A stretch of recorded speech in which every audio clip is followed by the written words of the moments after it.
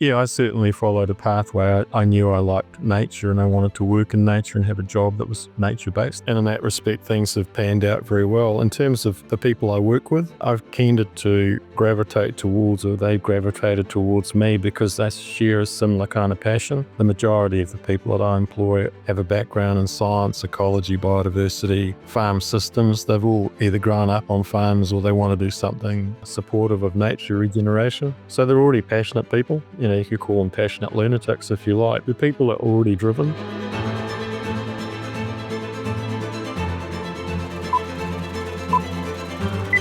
Hey Nick, thanks for joining us today. It's great to have you on the Ways to Wealth podcast.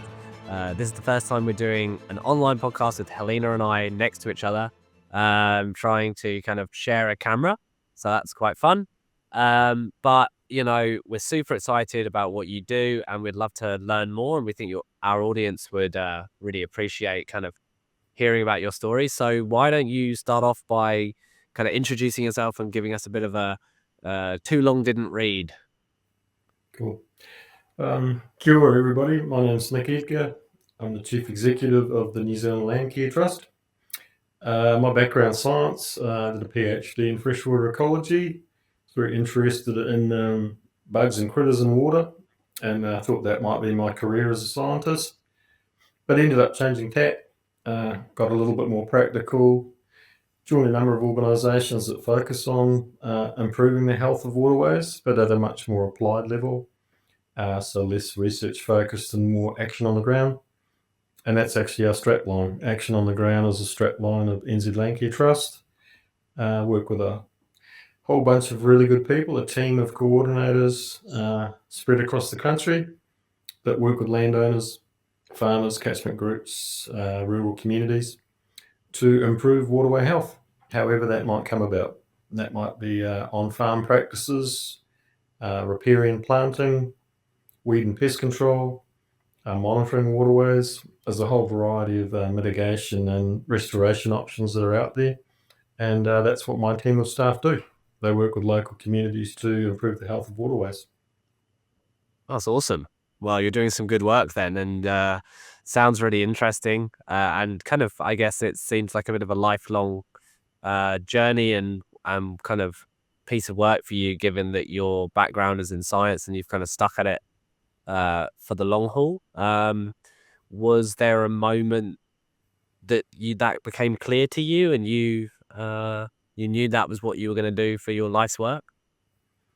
Yeah, it's an interesting one because some people call this a linear progression in terms of the career, where there's a logical relationship between the training and then the kind of roles that you take on board, as opposed to what's called an organic approach, where you might have numerous different roles that appear to be unconnected. Mine was simple. It was aligned. At about the age of 5, I was really interested in bugs, being out in the environment. I like being outside. I like looking at waterways, trees, and decided at that very young age that being a scientist would be fun. So I already knew, unlike, say, my teenage girls at the moment who are not sure what their career might be, I was a bit of a freak and already knew. The only thing that changed is I found science a little bit, dare I say, a bit boring. Some of the scientific process can be a bit samey, and in the end I kind of felt like I wanted to do something a bit broader with a bit more impact. So I really looked at how I could apply the science in a more practical, pragmatic way, rather than just, I suppose, staying with science or science research as a discipline. Decided that it would be better to leverage that knowledge and do something that I enjoyed, working outdoors, working with people. There's obviously a feel-good factor to this, but feeling like you're making a bit of a difference by doing some of this work. And to be honest, some of the science has shown that it actually works. We have actually improved the health of a number of the waterways that we've been working on. It takes a lot of work, a lot of time, a lot of effort, but it can be done. So that's pretty rewarding in terms of a career. A lot of people we've interviewed on this podcast to date, finance is often the underlying factor in some of their definitions of wealth. Obviously, the environment means a lot to you. Does that kind of play into how you would define wealth? Yeah, it does come back to that definition of wealth. In a strict sense, it might be fiscal, but in a broader way, I think it's a combination of a number of things: that work-life balance, your own kind of health, sense of belonging, identity, purpose. Yeah, feeling like you're making a bit of a difference in the world, having an impact. And then there's the broader issues of what is kind of wealth without health, Totally. mental health, physical health, relationships, family, friends, that kind of wider, I suppose, that kind of happiness index type stuff that's broader than simply an economic measure is what interests me. Hmm. Uh, but underpinning that, you still have to make a living, Yeah. pay your bills, and hopefully grow some wealth for your retirement. I always saw science as it was never going to be as what would I say, is well paid as some professions, legal, medical, and others, or forming your own business could generate significant wealth. But at the same token, I saw it as a viable profession to build wealth in, so long as you stick at it. Do you want to talk us through how you've gone about building your wealth then? Yeah, it's a little bit like my career, I suppose. I've just stayed in my swim lane, I suppose, stayed in my lane, and basically uh, built wealth through the normal mechanisms: shares, KiwiSaver, property. I had a lot of inspiration. My father was an accountant, so he did a lot with numbers, and my mother was into developing investment properties. So that's always been in the family. And I suppose at a practical level, I now know how to do a lot of DIY, particularly sanding, painting, that kind of stuff, landscaping, things that can add value to properties relatively cheaply and simply, but do involve quite a bit of hard work. So yeah, ethos from my parents at a young age, and just recognizing that I have children of my own, that my wealth is really meaningless when I die. It's what I do with it, what I pass on to my family, what I do in the wider community. So that's been the driver, I suppose. It has been heavily influenced by my upbringing. Yeah. Hmm. Hmm. What do you think you would like your legacy to be then when you get to the end of it? It's a tricky one. I'm not as fixated as some people on having a legacy. I think you're here for a short time, make the most of it, and try to find what meaning you can in it. Um, to me, I just wanted to have children that were happy, ideally healthy, and that had were going to follow their dreams, that are possibly not as fiscally orientated as some people, and I'm supportive of that. Yeah. I'm not so concerned about my own legacy. I've done a lot of work out in the environment. It's created a lot of pleasure and joy watching plants grow, and twigs and tweeters turn up. Lots of biodiversity has been created, and I'd like to think I have had a hand in improving the health of some ecosystems in this country and overseas. And yeah, I'm more concerned about living in the moment and enjoying life than worrying about what legacy I leave behind, to be honest. Cool. How do you think your mindset has impacted your role in your work? So, New Zealand Landcare Trust, you've done some pretty epic things within that space. So, is there a direct correlation between, what you would like to do and what the company that you're working within is doing? Yeah, I think that kind of linear progression in terms of career path was inevitably going to lead to a role similar to this, I think. But you're lucky, and I think, in your day job if you can get to do something that you really enjoy doing. And it's still, it never gets old. You still find pleasure in it, even when you are getting a bit older. Yeah, I certainly followed a pathway. I knew I liked nature and I wanted to work in nature and have a job that was nature based, I suppose. Yeah. And in that respect, things have panned out very well. In terms of the people I work with, I've tended to gravitate towards, or they gravitated towards me, because they share a similar kind of passion. The majority of the people that I employ have a background in science, ecology, biodiversity, farm systems. They've all either grown up on farms or they want to do something supportive of nature regeneration. So they're already passionate people. You could call them passionate lunatics if you like, but the people are already driven. So very similar to myself, and you end up with a culture. You know, a wise business leader said it once. I went to the World Business Forum in Sydney last year, and I think it's Kevin Roberts, is it, the former head of Saatchi and Saatchi, said, "If you don't care, don't bother." Yeah. Oh, it's really true. If you don't care, then it is just a day job and it's a way of means to an end. But if you actually do care, and that's the team I built around me, then and the culture will come with that. It's a very autonomous organisation. There's a high trust model. It's very much an Athenian democracy where each staff member manages their own region, cultivates their own connections and relationships, and grows the work that they're passionate in doing, because that's what you get out of bed for. So yeah, in a nutshell, I've tried to attract people around me that have a similar ethos, and the culture has kind of followed from that in terms of the team and the organisation, and I think it's been very successful as a consequence of that. Mm. I saw on your LinkedIn page that you've recently kind of started working with schools and spending some time in that space. Do you want to talk us through that a little bit? Yeah, we've always been keen. Obviously, a lot of farmers, including myself, and landowners, an aging demographic. I think the average age of a farmer in NZ is mid to late 50s. So we've dealt with a lot of adults. We've done a lot of adult education, a lot of adult outreach, and that is awesome. But I think we were always missing a trick, which was to look at the younger generations coming through. They were always part of landcare groups and community groups and our community work, but we never put a specific focus on youth. Yeah. And it was a visit to my colleagues in Landcare Australia, who developed a junior landcare program, working at that stage with Coles, a bit like Woolworths. So it was a supermarket sponsorship. The supermarket was providing grants to schools to run vegetable gardens or native nurseries, or plant trees on school property. We've modified that a little bit and created our own junior landcare program, and our sponsor is the Bupa Foundation from the Bupa Health Group. And we launched that at the beginning of last year. So we're 1 year into a 3-year partnership, which is involving working with dozens of schools across the country, thousands of kids. And we're broadening it out to include Scouts and Brownies and other youth groups as well.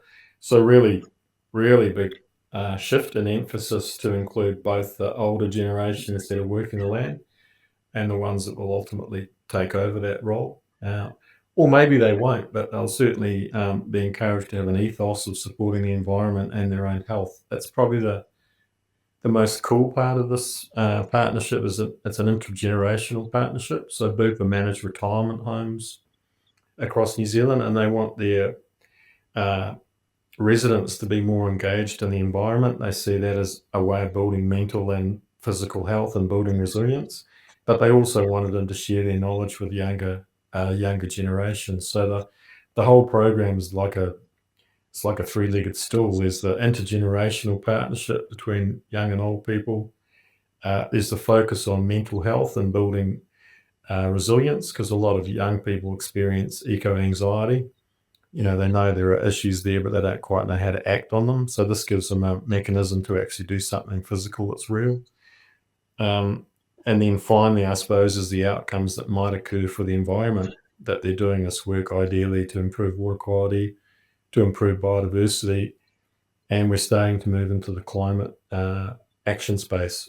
There's a lot of advocacy around climate action, but it's about doing something as well, and that's part of the focus of that partnership with youth. And it's awesome, turning up to these events with young people who are so enthused, got so much energy and a lot of optimism.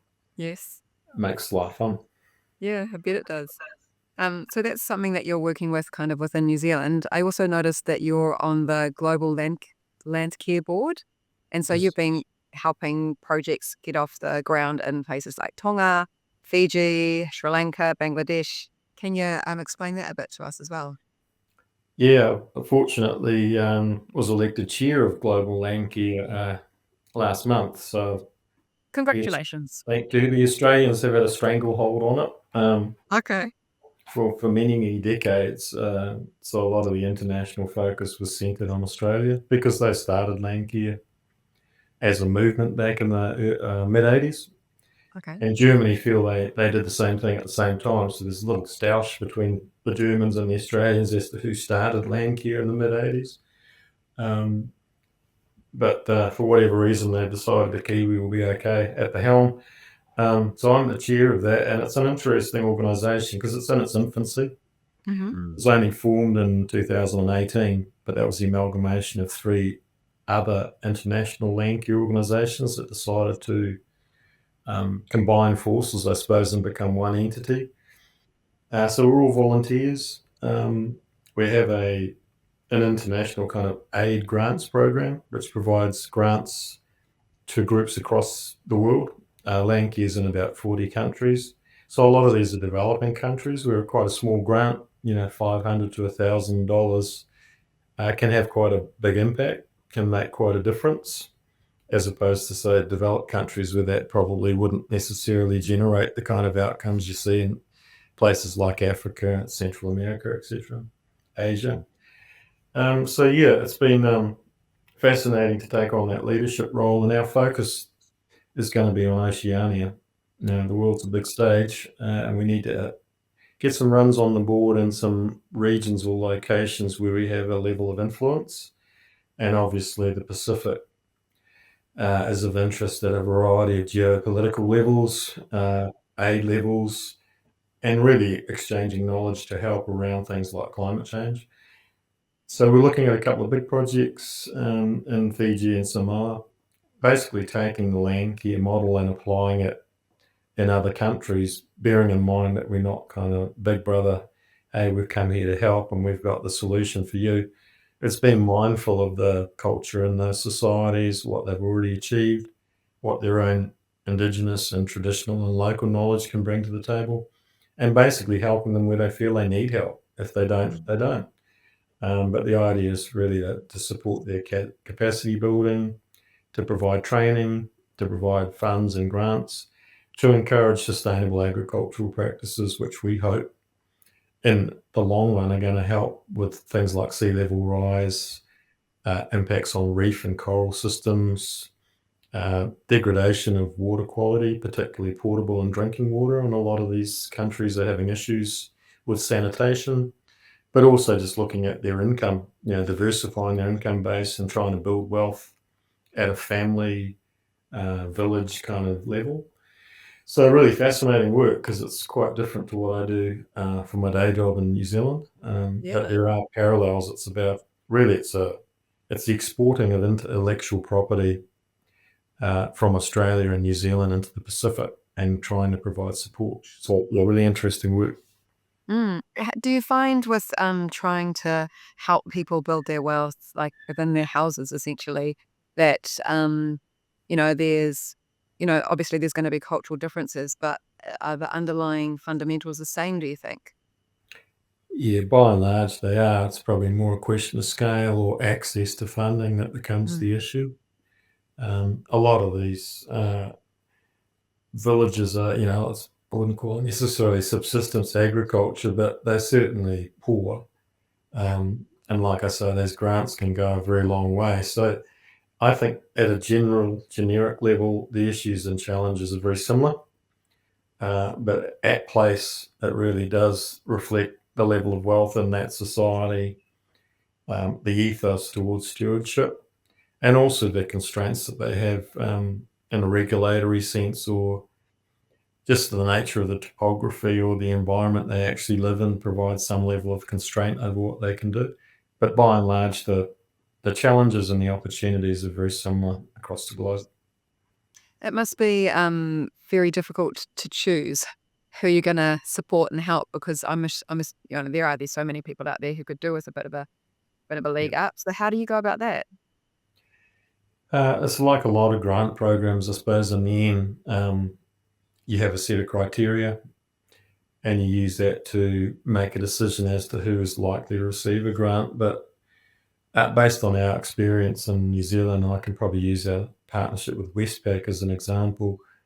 They provide grants in their agribusiness regions. So there's a grant for each of the 6 agri regions that they operate, and the grant is for a catchment group.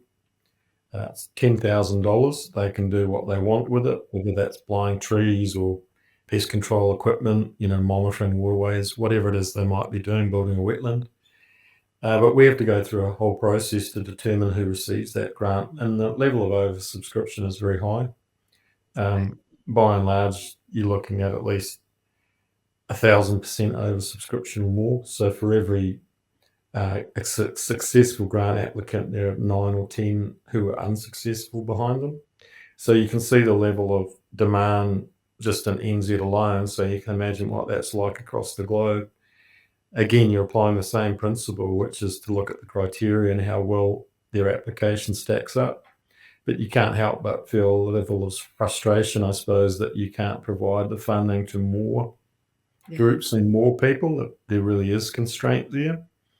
And the same applies if it's not a grant to providing advice or consultation or support of some description or helping with knowledge exchange. Again, you do have to either spread yourself very thin and possibly achieve nothing, or decide where you're actually going to focus your efforts.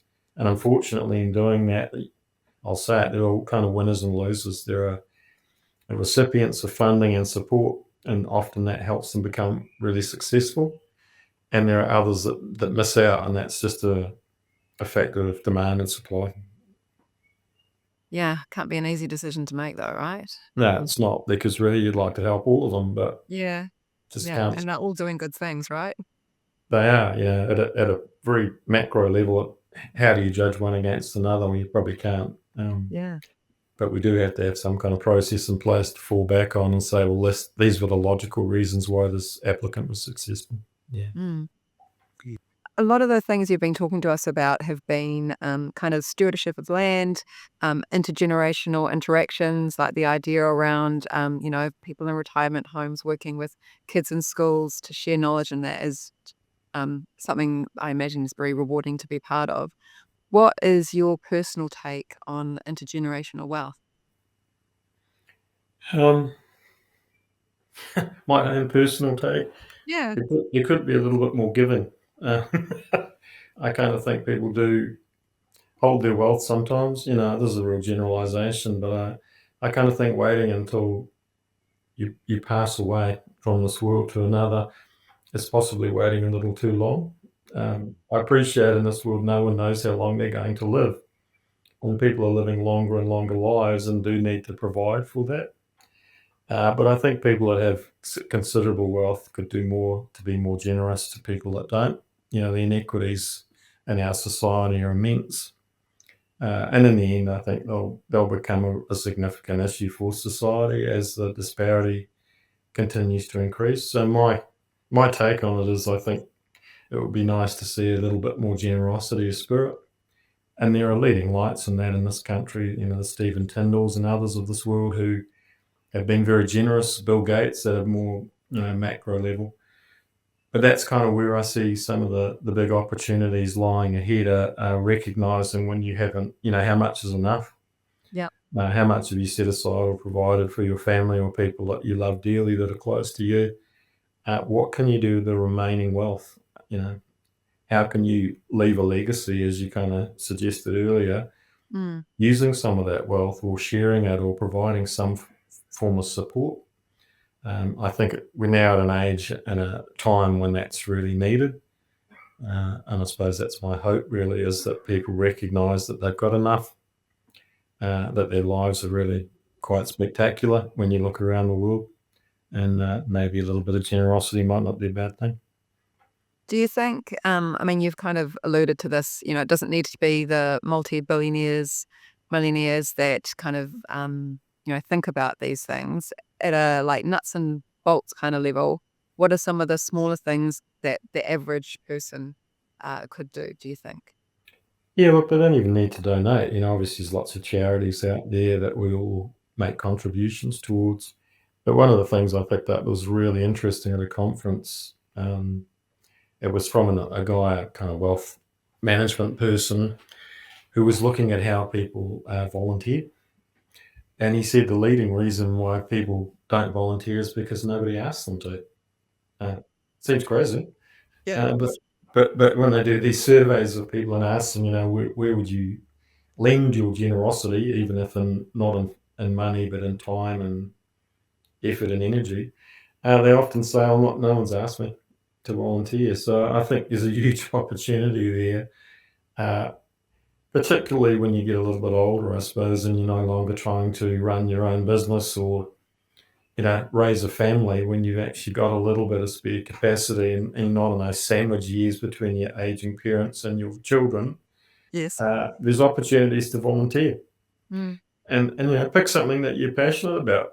Pick something that you loved or like doing throughout your life that you think you could lend some hands to, or your mind. And that might be quite varied. It could be physically planting trees or knocking possums on the head, or maybe your skill set, you're really good at writing funding applications, or you're very good at governance and want to be on the board. It could be admin, it could be anything, but have a go. You might be surprised at how volunteering can actually open up, I wouldn't say a new lease of life, but just broaden your horizons and broaden you out as a person, I suppose. Mm. Totally. This has been a really insightful conversation. If you were to take someone that was looking to get into sciences as a career and they were just starting off, what would be the most practical first step that you think you would give the kind of, I guess, advice to that person to kind of start pursuing or start doing to get started? Obviously, it's a very traditional kind of pathway in terms of education, typically, and going to university and getting that, getting those degrees and those kind of diplomas. But what are perhaps the practical steps that you can take alongside that to find out if it's the right thing for you, and also kind of prepare yourself for success? Yeah, good question. When I was at school, I was, obviously interested in science, and my uncle was working for MAF at the time, and through my mother and him, they introduced me to a science team or a science leader there at MAF they were basically involved in aquatic plant uh, control and management. Mm. So they were a group of ecologists. They did a lot of freshwater diving, scuba diving, really interesting kind of work. And basically, I got to know some of them. So I got to know a little bit more about how they actually operate. And I think that's an important thing, either at school or at university, is take the opportunity to meet potential prospective employers. Mhm. Offer to be an intern or to volunteer, because it's all going to end up on your CV. But the key to this is going to a work site and finding out whether this kind of work is something that's going to float your boat. Certainly. Rather than getting to the end of a degree and then deciding you'll apply for a job and getting a job and then wondering why on earth you ended up here. Good to go out and get a bit of life and work experience and just accept that this is something you're going to have to do that you might not be paid for Yep. initially, but you will learn a lot by doing that. And in the end, it's that kind of entrepreneurship, or that, I suppose, that get up and go, that initiative that's being shown to actually go and have a look at what the work-life balance could look like and what the work would actually be like when you did it, and building those connections. Totally. It's going to put you in good stead when it comes to the interview process, and when you actually need to find a job. You may have some connections, you'll have some understanding of the work, and ideally you've got some work experience to sit alongside the academic stuff that you're studying. Mm. Awesome. Well, thank you so much for taking the time. And it's a shame that we weren't able to get you in the studio in person, but it's been a great conversation nonetheless. And I feel like I've learned a lot about something that previously I had less exposure to. So thanks so much, Nick. Yeah, look, I've enjoyed it. I would have loved to have been up in the studio, but like I said earlier, got a family to look Look after after. it. Yeah. That's right. Yep. Awesome. Well, thanks so much, Nick. And yeah, we look forward to talking to you again soon. Cool. Thanks very much, guys. Thank you.